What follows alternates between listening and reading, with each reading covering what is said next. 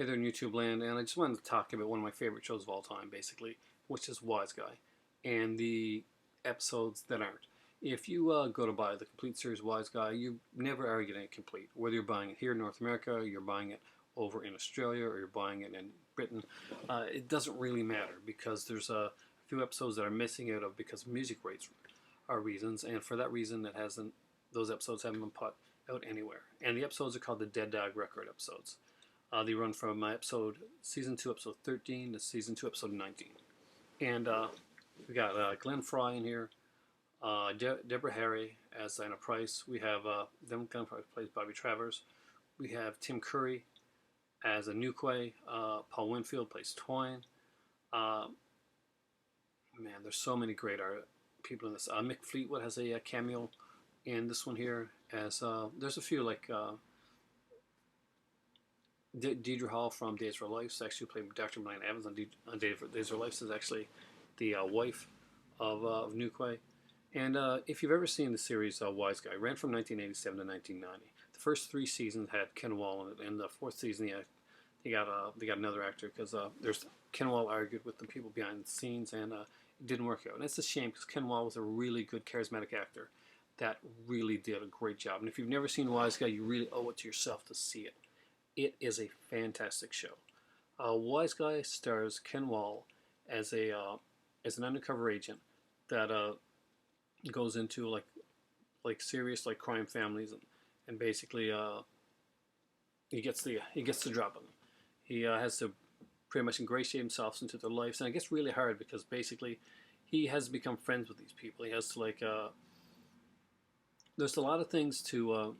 There's a lot of reasons at times to not like his character and to actually like the bad guys. They actually flesh out the bad guys to make them seem like more, they're not like one-dimensional characters. Like you watch a lot of crime shows and the characters are like these one-dimensional, like they're bad and that's it. Wiseguy doesn't take that route.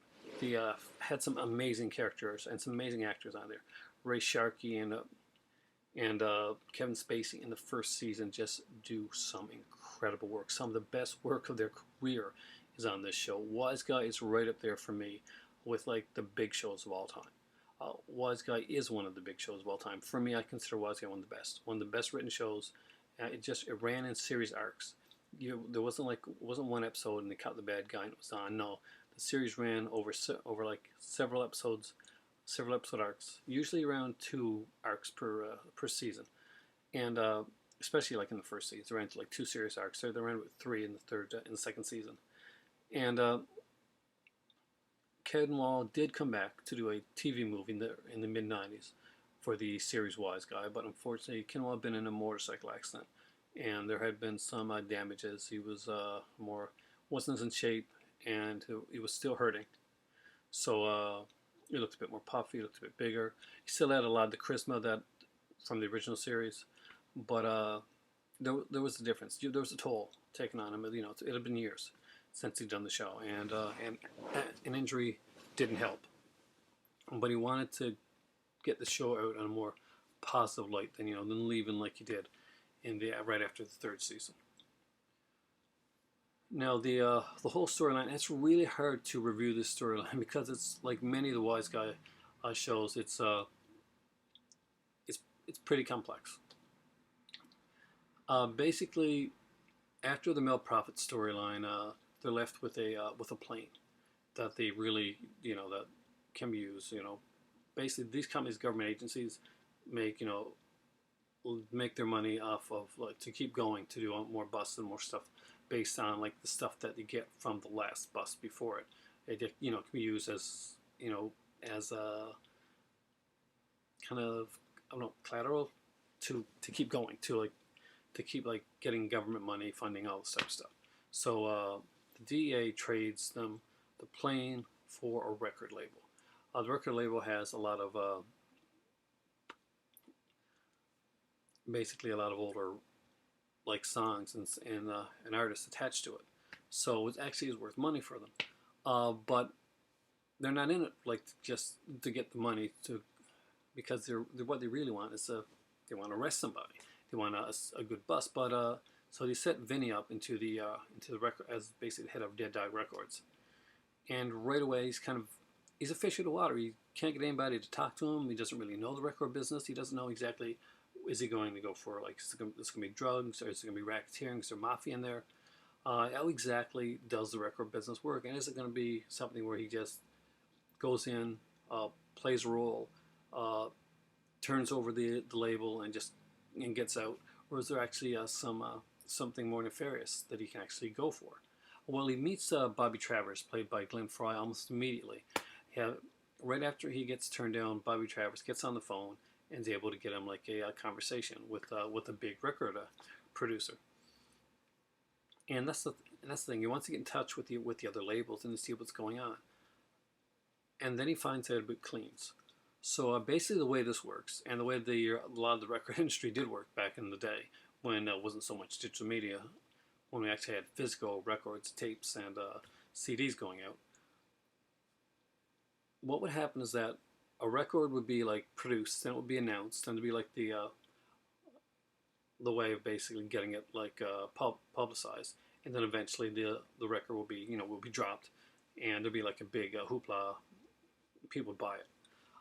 Now over in other countries, in like Japan, Korea, like some other different countries, foreign countries, these records would like somehow get out early, like sometimes like months early. It could be weeks early, it could be up to 6 months early, that people would be able to go there and buy like bootleg copies of the record.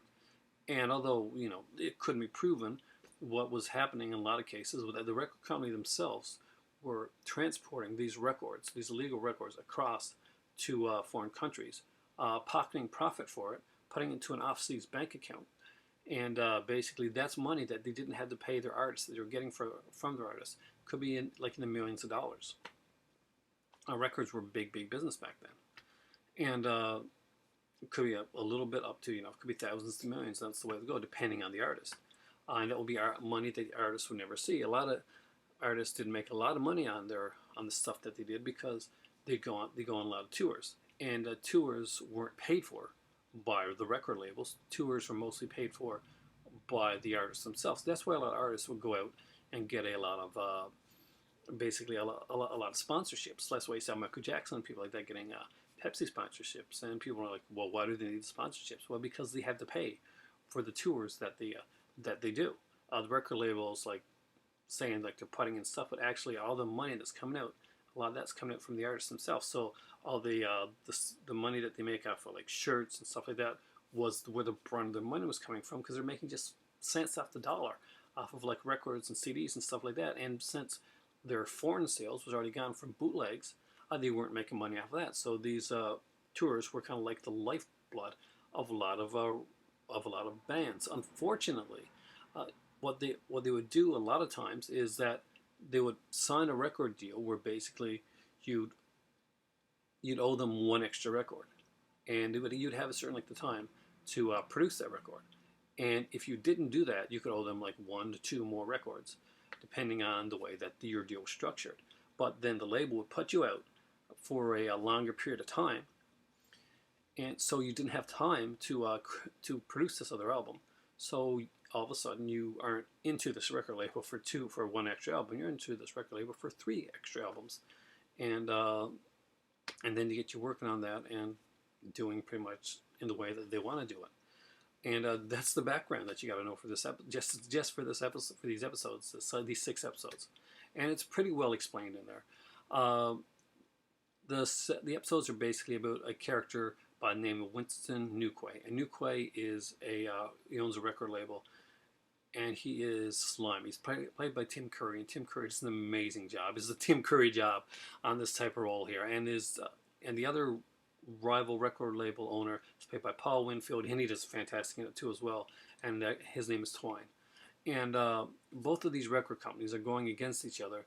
To stop one, Tim Curry's character of Newquay is trying to keep Diana Price from making a comeback. Paul Winfield's character of Twine is trying to get with Dead Dog Records, and if that means that she's going to have a comeback, then so be it. Now, as we see the infighting between these two people and Dead Dog there with Vinny, with Vinny's record label Dead Dog kind of in between, he realizes that the cleans looks to be the way to bring down some corruption in the record label, and to really get Newquay, who was the kind of much the top of the food chain. He's the big guy. He's the big record label, and from and he's seen the people that he's destroyed, and for that reason, there he's got it. He's got it out for him. Unfortunately, Vinny really gets into him, really gets good at being a running record label. Unfortunately, that clouds Vinny to actually getting the arrest and actually keeping up on exactly what he's supposed to be doing. So we're getting all this great stuff on the record industry, and we're seeing all the slimy stuff that's being done by Newquay, but we're seeing Newquay getting away with this, and Vinny's getting farther and farther away. The more he gets drawn into his cover, he gets farther and farther away from getting Newquay, when he should be getting him closer and closer.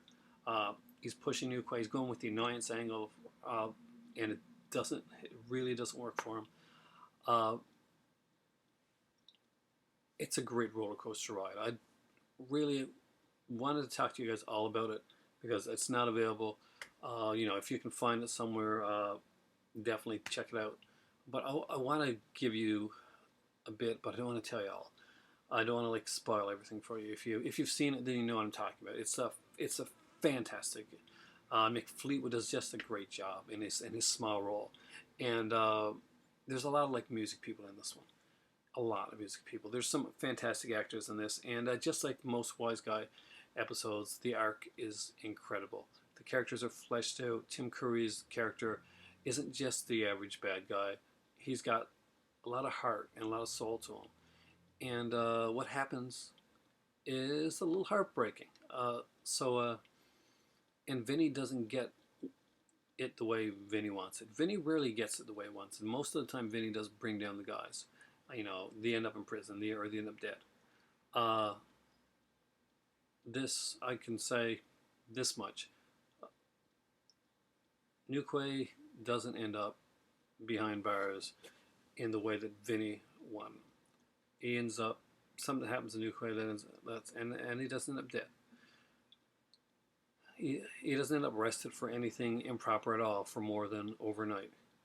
And that scene is actually pretty hilarious. Stephen Williams has a cameo in this one here as well. So if you're a fan of Stephen Williams, if you've seen him on 21 Jump Street, the series, or maybe you saw him on X-Files when he was Mr. X, or maybe you watched him in Jason Goes to Hell when he played the tough bounty hunter guy. He has a kind of a small scene in this series, and in this one specific episode, after Tim Curry is arrested, and Tim Curry gets out. So this is not it's not a big spoiler here. He comes out from under the bunk that he's basically been lying down under in the holding cell, and it looks like he's going to beat the crap out of him. He recognizes Newquay. He's like, "You're Newquay, aren't you? You're Wynton Newquay." And Tim Curry's kind of a little bit nervous at first, and Stephen Williams, he's a big guy, so he takes off his jacket and proceeds to sing. And starts to sing, basically, so I got what it takes. And he starts to sing to him. This is a record guy, after all. And it ends up with that episode ending with Stephen Williams and Tim Curry singing and dancing in the prison. There is a lot to love about Dead Dog Records' story arc. There's a lot to love about Wiseguy in general. So if you have not seen Wiseguy, please check out the series. You'll be glad you did. There's a lot of great shows out there. Shows like The Wire, shows like Breaking Bad, and I put Wiseguy right up with stuff like The Wire. I really did like it that much, and a lot of people think you're crazy. What do you mean? Wire's a great show that ever came on TV. Wire's an amazing show, but I liked Wiseguy. Maybe it's just me, maybe it's the era, but it has a lot of great actors, some great stuff. Check out Wiseguy. Let yourself get into the first season of it. And if you can find a way to get yourself the Dead Dog Records arc, do so. It is amazing. I hope to God that one day the complete Wiseguy series comes out on Blu-ray or DVD. It doesn't matter, Blu-ray or DVD, complete with the right music. Do it right. Come on, somebody. Stephen J. Cannell is no longer with us, so somebody else really needs to get the show. Needs to get it out there, produce the heck out of it, get a good set out there. Just get us the episodes with the original music. That's all we want. And enjoy Dead Dog Records. thanks for watching. This is something different for me, something I wanted to try, and something new. But check it out. I'm sure you're going to enjoy. You're going to love it. Dead Dog Records arc is amazing. It's an A+ for me. Tim Curry does an amazing job. Glenn Frey acts his heart out as Bobby Travers, and you really like him. Ken Walls is incredible as always. Deborah Harry's role is heartbreakingly fragile, and it's just a win overall. Paul Winfield, amazing. Check out The Wiseguy. Let me know if you ever watched the show, if it's something that you were into. Give it another try if you've seen it a long time ago and you haven't seen it like since. I would love to have the complete series Wiseguy. I own the first season, and somebody sent me those episodes, so I watched them, and it was a fantastic watch. So thanks for watching, guys. For me right now, it really is time for tea and to open up these windows because it's like 27 degrees here and it's freaking hot. So say hello to the great deities, the Pin Lord, the Phantom, the creature from the Black Lagoon.